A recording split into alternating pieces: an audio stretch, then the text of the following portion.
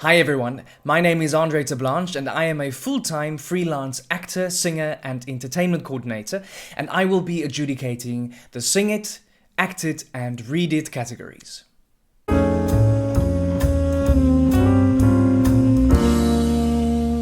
So if you are nervous about this whole CAS thing, then please don't be. I know we're called adjudicators, but we're not here to judge at all. We are here to give you a platform so that you can show us what you've got. We might guide you a bit, we might give you some assistance or some technique pointers, but at the end of the day, we're here to support you and to encourage you. So first off, let's look at preparation. Here are 5 stages of preparation. So when preparing for a concert or an audition or a recital, I usually follow 5 steps of preparation. And these 5 steps are sourcing the material, preparing the material, learning material, the final dress rehearsals, and then locking it in or reflecting on the process.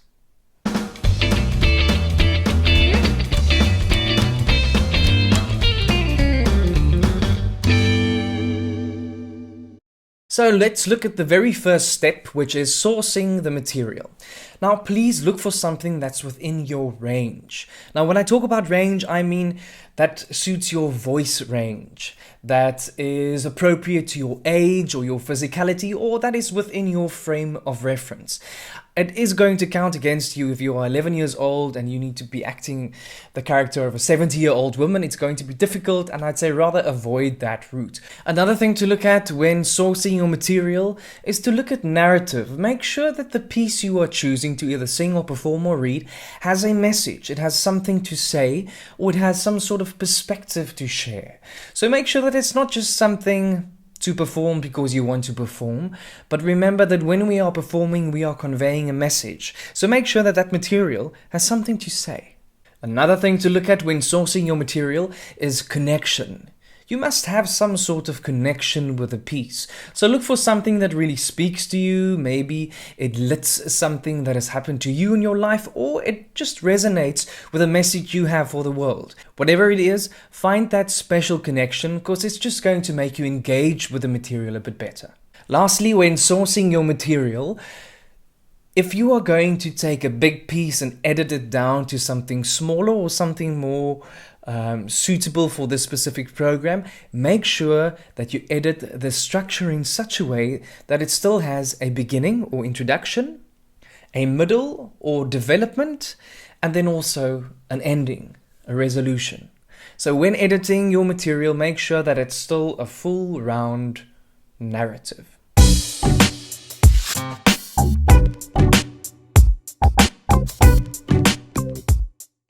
Step 2. Preparing your material.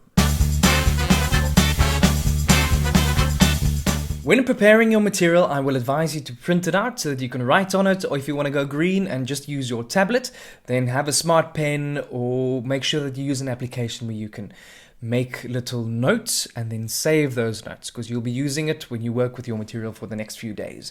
So the most important things to look at when preparing your material are the next 7 tools. These tools or devices are pitch, tone, inflection, volume, pace or tempo, pause, and emphasis. Why are these things important? Let me go through each one and explain. So the first one is pitch, and pitch has to do with how high or low you place your voice. Now this is very important when playing a specific character or reading or singing a specific character. Let's say it's Aladdin from the Disney musical Aladdin, and he sings Proud of Your Boy. He's a young, jovial boy, so he can't have a low tonal placement or pitch placement. He must have a high pitch. Proud of your boy, I'll make you proud of your boy. If, however, you'll be singing the role of Gaston in Beauty and the Beast, he's a big muscular guy with a low baritone voice, so he will sound like this. You've been dreaming just one dream nearly all your life. So you must make a clear decision as to what your pitch is going to be. Next up, we've got tone. Tone is also a very specific decision you need to take, and it relates to the emotion or the color of the piece. Is this a very sad, Underpressing narration? Or is it a live and vivacious tone? Next up, inflection. Inflection has to do with how we vary pitch and tone. When we ask a question, we usually have an upwards inflection. When are we eating? Upwards. When we make a statement, I am angry now, we have a downwards inflection. And when you sit with your material, your printed material in front of you, mark your inflections up and down. The next one is volume. Volume is very important because it will give me, as the audience member, spatial orientation. Is the listener far from the speaker? Am I shouting towards the listener? Or is he or she very close to me? Volume. Next up, pace or tempo. Pace and tempo will give me a very good idea of the emotional state of the character. Is this person talking very fast because he is nervous, or he's afraid, or something is chasing them? Or is this a very sort of relaxed character? He's got a slow tempo of pace, everything is just very chilled. Next up, pause. When we pause in front of a very important thing, it stresses it or emphasizes it. So you must always remember.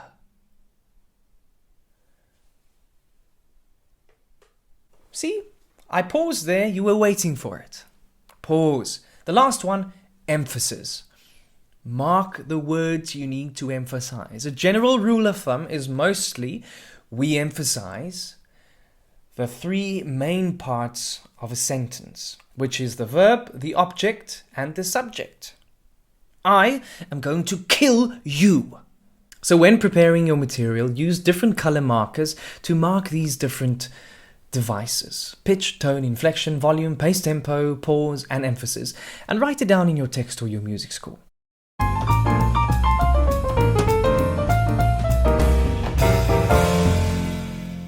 Step number 3, learning your material.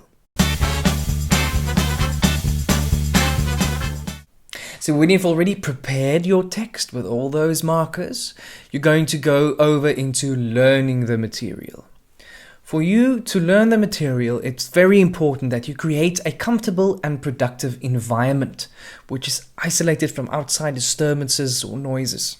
Okay, so a safe space for you to feel comfortable in, to express yourself in whatever way you want to, and that you won't be interfered by anyone. Very important, take one section at a time. Don't try and memorize or learn the whole thing at once. Take each section on its own and then repeat, take a new section. Repeat what you've learned and take a new section. This you already know by now. Repetition, repetition, repetition. Every single day. Even if it's just 20 minutes or 30 minutes every day, the more you repeat it, the easier it will be to learn your material. Never rehearse in a mirror. We want to do that because we think of screen, we think of film, but these performances are live performances to a live audience. I will be on the other side of that video, a living person. I want to see emotion. I don't want to see someone that has perfected how they look.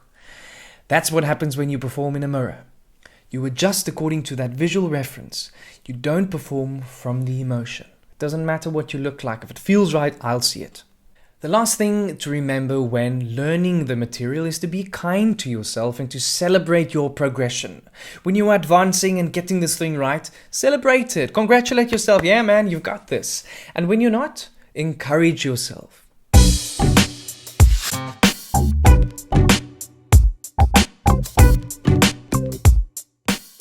Step 4. Final dress rehearsals. When you come to step 4, it means that you've already got the right material. You've put in all your markers when you prepared the material. You've learned the material. And now you need to perform it to yourself and your make-believe audience before you do it in front of camera or a live audience. So first of all, create a performance space. A little stage, it doesn't have to be raised, maybe it's just a carpet or a block, but have your performance space and have your certain audience references in front of you. Know where your audience or adjudicator will be sitting. And then you enter that space as if there is already an audience. Focused, relaxed, ready. And then when you perform without interruption. If you make a mistake, just carry on as if this is a live environment. And then after you've had a few final dress rehearsals on your own, then go and perform to your parents and your family members and your friends once this lockdown is over. Then you can perform to them as well. But perform to your family and friends so that you know how it feels to get some energy from an audience member.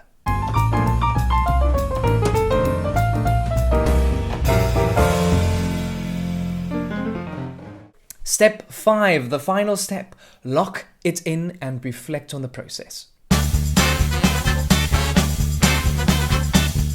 At this stage, you have gone through all the 4 steps of preparation, even performed to your family members, so don't make any further adjustments or major changes at this stage. Try and lock it in. Trust your process and don't over-rehearse or overthink. Reflect on the preparation process and write down your preparation method, the steps you followed. So you've just worked through these 5 steps of preparation, but maybe you find something doesn't work for you. Scrap it. Maybe you find something that works better. Then use that. Write down, this is a big word, your methodology of preparation, which is just the way in which you prepare your material.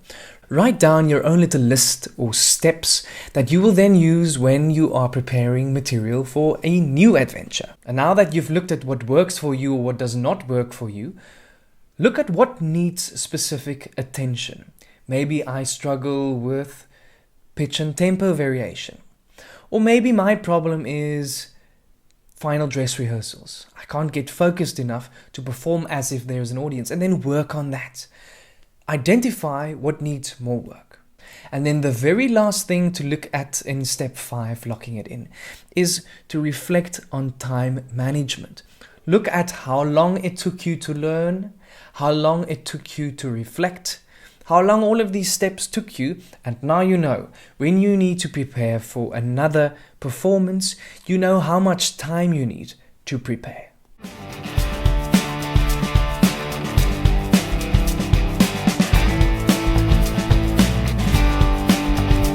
So that's that from me. I hope I didn't give you too much information. Luckily this is a video so you can stop, write it down. You know what, I'm going to make it even simpler. I'm going to put a link in here so you can download my slides, and all of the steps and explanation will be there for you to look at when you prepare. I can't wait to look at your video submissions. Happy preparing, everyone.